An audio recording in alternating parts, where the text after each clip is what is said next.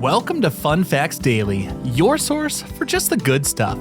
Monday through Friday, we're bringing fun facts and news you can use, all carefully curated to uplift and inform. So give yourself a break, relax, and learn something awesome in just a few minutes every day. Hi everyone, thanks for tuning in to Fun Facts Daily. I'm your host Kyle Wood. Today, we're going to be learning all about crayons. Taking a few minutes to learn something new every day is a great habit to keep your brain healthy and sharp, but it's also important to make it a habit to think critically and ask questions about what we read, see, or hear. So before we get into the facts, let's warm up our brains with a little challenge to see if you can tell truth from fiction. Consider this. We know crayons are essential tools in classrooms, but what about in the final frontier? With all their high-tech equipment, would you believe that NASA astronauts on space missions have used crayons as a reliable writing tool? What do you think? Is the idea of astronauts writing in crayon an out-of-this-world amazing true fact, or just a tall tale? We'll find out at the end of this episode.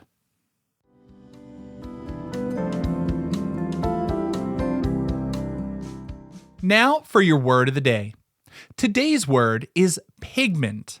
A pigment is a natural coloring matter of animal or plant tissue.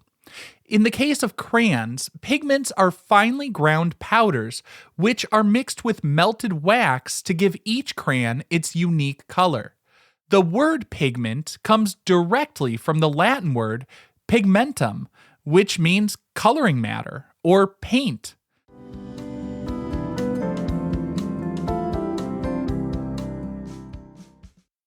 Now for your daily high five, our top 5 fun facts about crayons.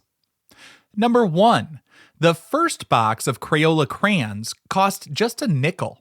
That's right, when the first box of 8 Crayola crayons debuted in 1903, it sold for only 5 cents. To put that in perspective, in 1903, a nickel could also buy a loaf of bread or a bottle of Coca-Cola, so this was a reasonable and acceptable price for families. The company was founded by cousins Edwin Binley and C. Harold Smith, who initially produced industrial pigments, including the carbon black that would make car tires black and durable.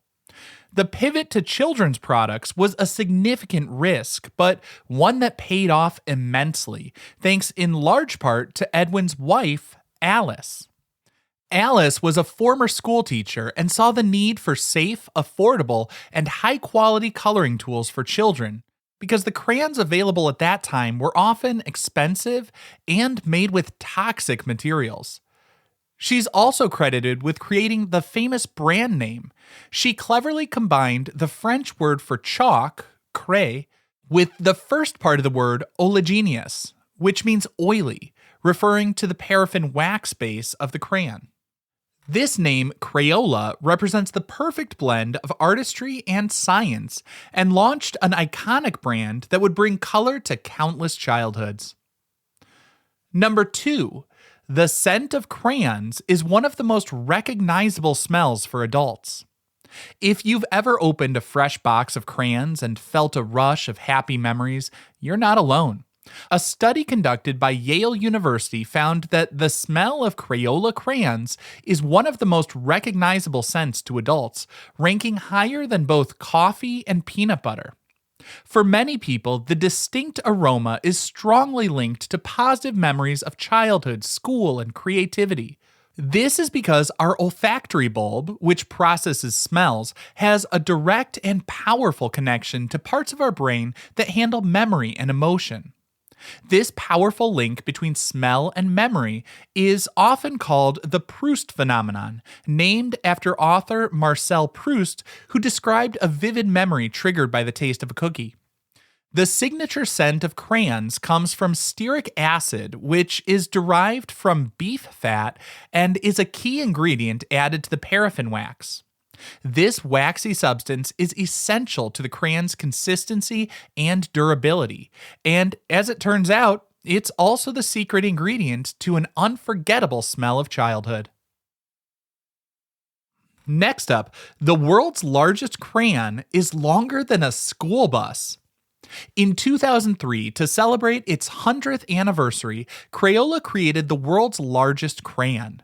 This gigantic crayon, nicknamed Big Blue, is an incredible 15.6 feet long and weighs a staggering 1,500 pounds, about the same weight as a grand piano or a small cow. To create this colossal blue crayon, Crayola launched a campaign asking children to donate their unwanted blue crayon nubs. They received hundreds of thousands of blue crayon pieces from all over the United States. The process of making Big Blue was a huge undertaking. A custom, one-of-a-kind mold had to be constructed just for the project. The collection of crayon pieces were then melted down in massive vats and poured into the mold to create the final product. Today, this massive crayon is housed at the Crayola Experience in Easton, Pennsylvania. While you certainly couldn't use it to color in a coloring book, it stands as a massive, bright blue monument celebrating a century of collective creativity. Number 4. Crayola produces nearly 3 billion crayons each year. The sheer volume of crayons produced just by Crayola each year is astounding. The main factory in Easton, Pennsylvania, manufactures up to 12 million crayons every single day. If you were to lay all the crayons produced in 1 year, end to end, they would be long enough to circle the entire globe more than 6 times. It's estimated that the average child in the United States will wear down about 730 crayons by their 10th birthday. That's a lot of coloring. The production process is a marvel of efficiency. Hot liquid wax is mixed with powdered pigments and then poured into molds containing the shape of 100 crayons at a time. This process is done on a rotary molding machine. After just a few minutes of cooling with cold water, the crayons are ejected from the mold, inspected for any imperfections, and then fed into a labeling machine that wraps each crayon in its iconic paper sleeve at incredible speed. This rapid output ensures that children and artists all over the world have access to these simple yet powerful tools for imagination. And our 5th and final fun fact: crayons aren't just for kids and coloring books. Artists have found some mind-blowing ways to work with them. One of my personal favorites is the prominent crayon artist Herb Williams. And if you want to learn more about him and his work, I'll put a link in the show notes. I actually had a chance to interview him in an episode of my other show, Who Arted? Weekly Art History for All Ages. But Williams uses crayons as building blocks for large, breathtaking sculptures. He doesn't melt them down. Instead, he uses thousands upon thousands of whole crayons, bonding them together to create life-size sculptures of animals, people, and abstract shapes.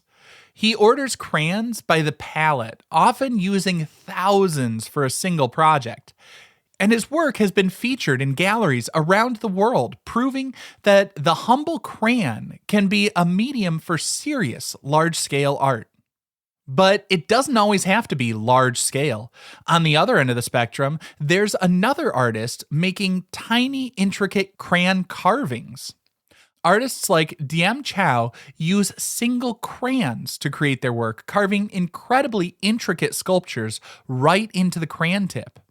Using fine tools, she carves detailed figures, animals, even the full alphabet with each letter carved into a different colored crayon. These two are just among many artists showing the amazing versatility of the crayon. It can be a handy, simple tool for drawing, but it can also create massive, colorful structures or tiny, delicate masterpieces.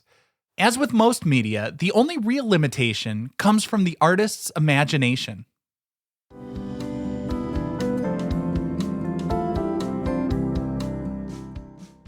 Now for some news you can use. Do you have a collection of small broken crayon pieces that are too tiny to draw with? Don't just throw them away. You can give them a second life by creating new custom crayons. First, peel off any remaining paper from the crayon bits. If you're having trouble with that, try soaking them in a little bit of water. The wet paper will rip off more easily. Then, place the pieces in a silicone mold. While a standard muffin tin works great for creating chunky, easy-to-grip crayon discs, you can get a bit more creative. Try using silicone baking or candy molds to form crayons into all sorts of fun shapes, like gummy bears, hearts, stars, or building blocks. You can melt crayons into anything your heart desires.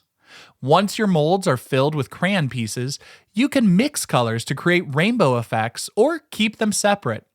Any young listeners should have a grown-up help you bake them in an oven preheated to about 250 degrees Fahrenheit or 120 Celsius for 10 to 15 minutes or until the wax is fully melted. Let the molds cool completely on a flat surface. Once the wax is hard, pop out the brand new custom crayons. They make fantastic party favors, gifts, or just a fun new tool for your next art project.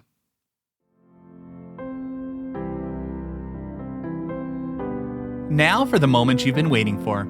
At the beginning of the episode, I asked if it's true that astronauts were writing in crayon when they were out in space. Well, not quite. If you thought this was true, you weren't too far off.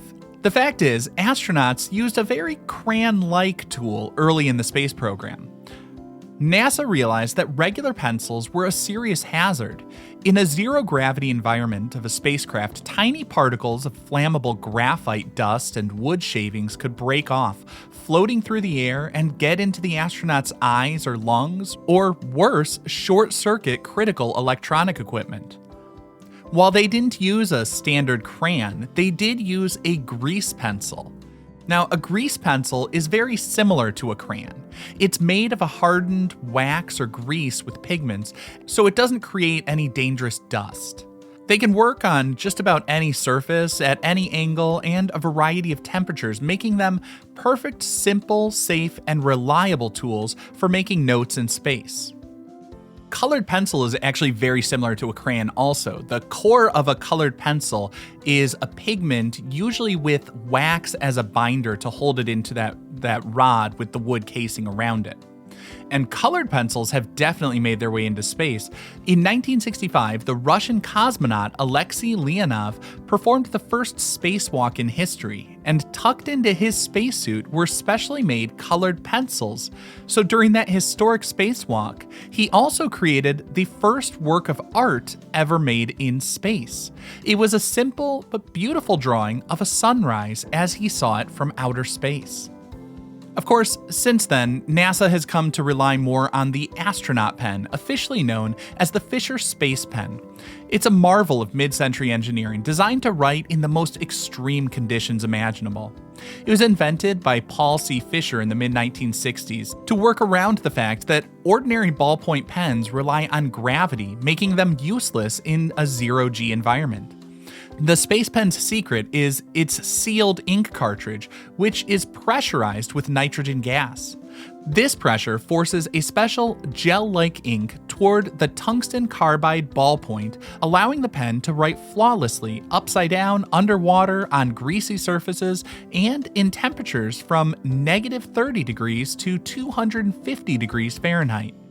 Now, I hope you enjoyed learning about crayons with me today, and I guess a little bit about colored pencils and pens too. And if you did enjoy the show, be sure to hit that follow button, leave a kind rating, and tune in every weekday for even more fun facts. Fun Facts Daily is an Airwave Media podcast. It was written, recorded, mixed, and edited by me, Kyle Wood. Thanks for sharing a part of your day with me.